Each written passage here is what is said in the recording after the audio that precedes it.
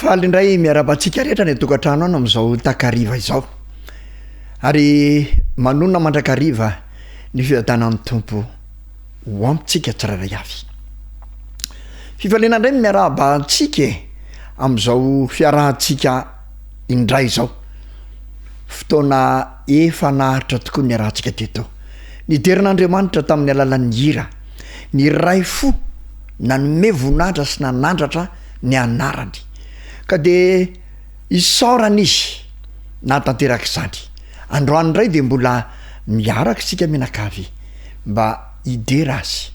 Ary notsongaina mihitsy ireo chorale sy groupe vitsivitsy mba hanome ny talentany sy ny fahaiza-manaony hideran'Andriamanitra. Manana loha hevitra manokana isika amin'ity androany ity. Satria mo maromaro ireo antoko-pihira sy groupe izay ifandimbeto dia avy amin'izany hirandrareo zany no nanatsoahana loha hevitra anankiray. Andriamanitra mpanapaka. Izany loha hevitrintsika. Ary toetran'Andriamanitra koa zany mpanafaka Andriamanitra. Ny zanak'Israely de natsapa izany fanafana Andriamanitra azy ireo zany. Ary ireo olobe ao amin'ny baiboly de samy natsapa n'izany avokoa ny fanafana Andriamanitra. Sika mianakavy koa ary nanotaranak'olombelona rehetra mihitsy aza de tokony ahatsara fa mpanafaka Andriamanitra manafaka atsika rehetra amin'ny zavatra zay tsy azontsika eritreretina akory. Ny finoantsika fa Andriamanitra de mpanafaka de tokony tsy hozongozona mihitsy eo amin'ny fiainantsika rehetra na inona mitranga. Ary izany finoantsika izany de mitarika ny fitiavana an'Andriamanitra. De le Andriamanitra zay mpanafaka atsika. Aoko tsara hotsika nefa fa ny fitiavantsika an'Andriamanitra tsy mijanona fotsiny amin'ny zavatra tsara, mahafaly, maharavo, tsy ohatran'ny sary fotsiny hoe ala feno zavatra mahafinaritra sy voninkazo ahitra mileny de nikeny an-tsaha eny. Fa ny fitiavantsika an'Andriamanitra koa de mety ho hita ary tokony ho hita mihitsy na amin'ny zavatsarotra zay lalovantsika aza. Ary rehefa mamonjy atsika sy manafaka atsika amin'izany izy de hidera azy itsika satria tena mpanafaka tokoa Andriamanitra. Ko amin'ny androany tera de andeha ray fo ray saintsika mianakavy miaraka amin'reto atoko-pihira sy groupe vitsivitsy reto izay haneho amin'izany Andriamanitra mpanafaka amin'ny alalan'ny talentany. Be dehibe ny loha hevitra azo voizina fa izany no ifatoantsika amin'ity androany ity. Ndeha ary ho raisitsika ny tenin'Andriamanitra ka hotsafantsika ny baibolintsika ao amin'ny Salamo faraika amin'ny 30 de vakitsika ny 107 mialoha indrindra ny andresantsika ny hira voalohany amin'izao takariva izao. Vakitsika amin'ny anaran'i Jesosy any Salamo faraika amin'ny 30 faharambatoko sy batery fiarovana ho ahy ianao ary noho ny anaranao no hitondranao sy hitarianao ahy. Hanafaka ahy amin'ny fandrika rato zay nafeno namandriana ianao fa ianao ny fiarovana mafy ho ahy. Dahoary.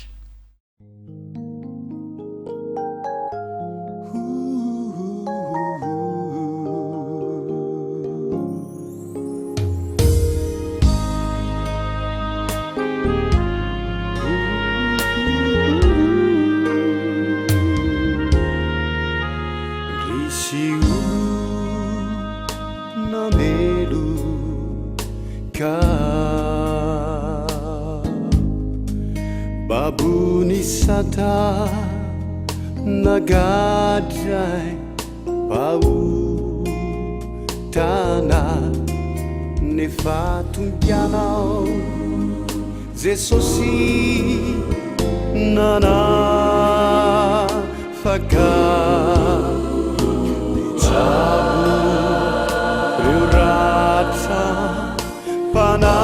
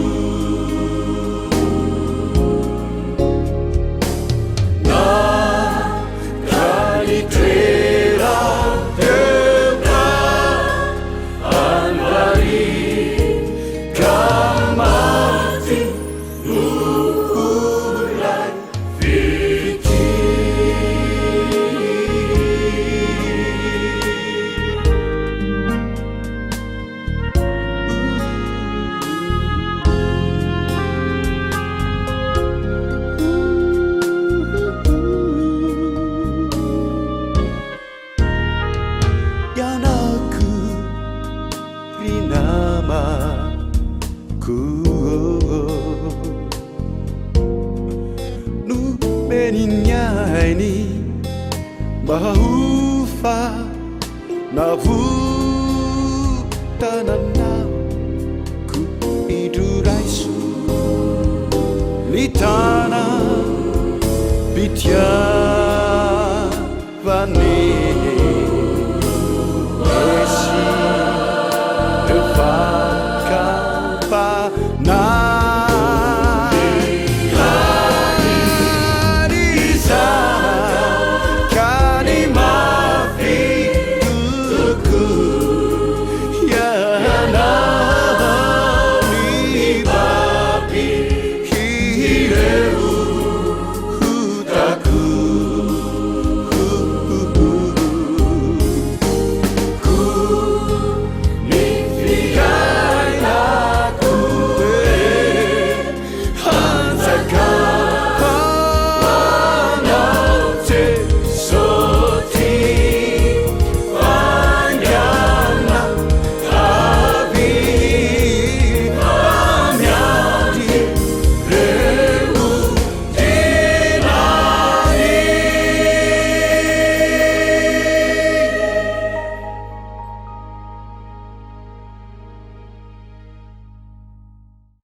fa izy nitazana tany amin'ny fitoerana masina any amin'ny avo tany an-danitra no tsinjovan'i Jehovah ny tany mba hiaino ny fiseton'ny mpivatotra tsy hanafaka izay voatendry ho faty.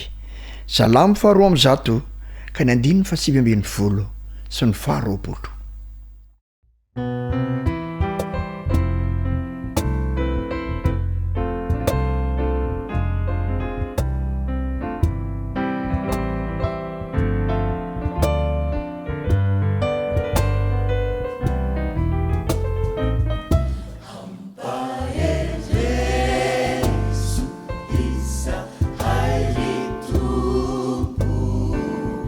Eti anda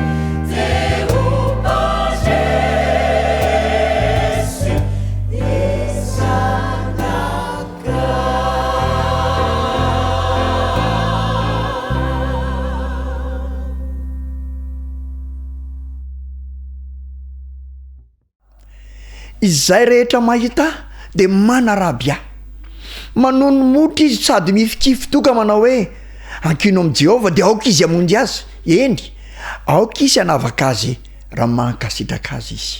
Salamo faharoa amby roapolo ny andiny ny fahafito sy ny fahavalo.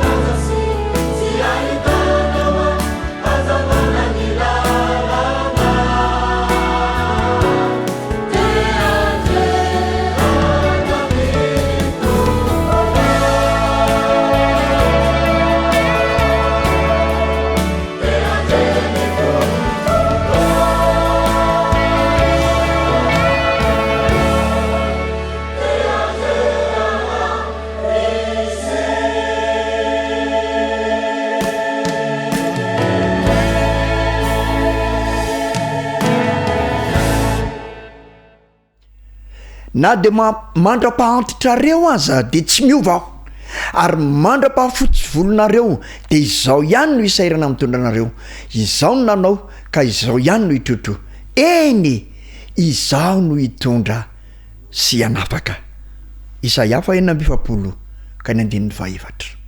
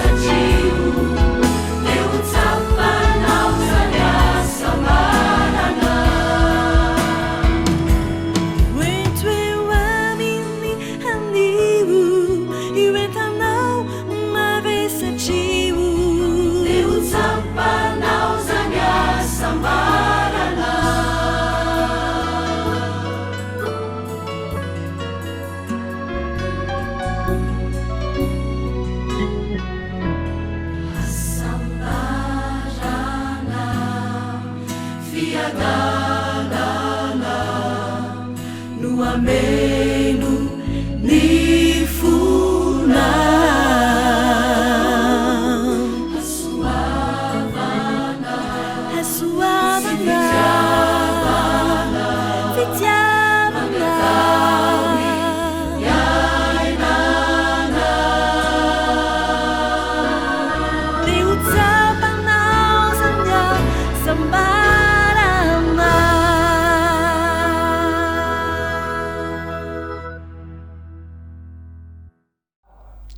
tahaka ny vorona manomba no iarovan'i Jehovah tompony maro any Jerosalema, fa sady iaro no amonjy izy, eny sady iantra no anafaka.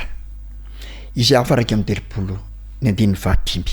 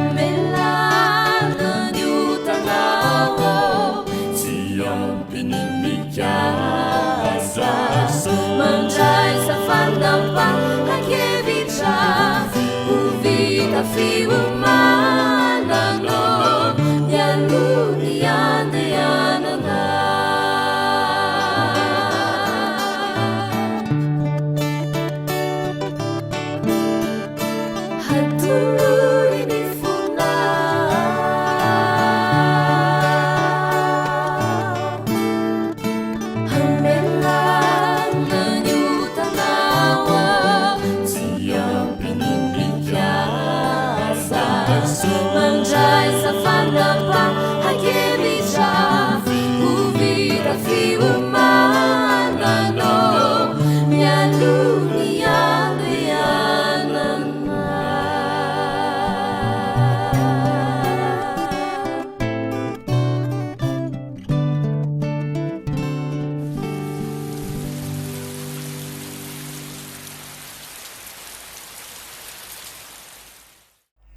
izao ilaza am' Jehova hoe fialofako sy batery fiarovana ho ahy izy ary Andriamanitro izay itokiko fa izy no anafaka anao amin'ny fandriky ny mpiaza sy ny areti-mandoza.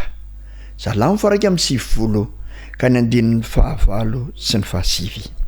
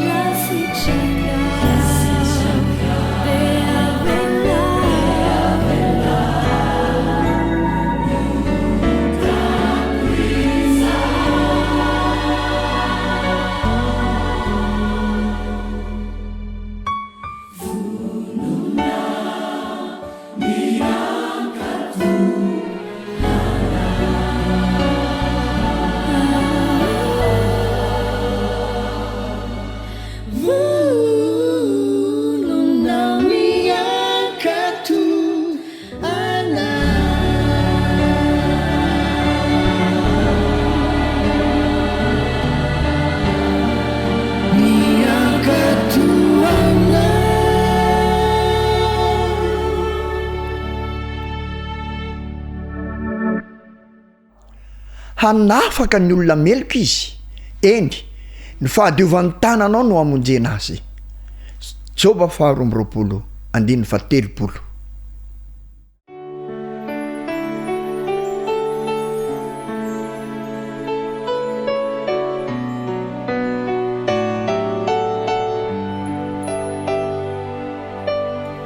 zavatra ny mpanompo izay ho hitan'ny tompony miambina raha avy izy. Lazaiko aminareo marina tokoa fa isikina ny tompony dia ampipetraka azy hihinana dia ho avy ka hanompo azy. Ary na avy amin'ny fiambenana faharoa amin'ny alina izy na avy amin'ny fiambenana fahatelo ka hahita toy izany dia sambatra ireo mpanompo ireo.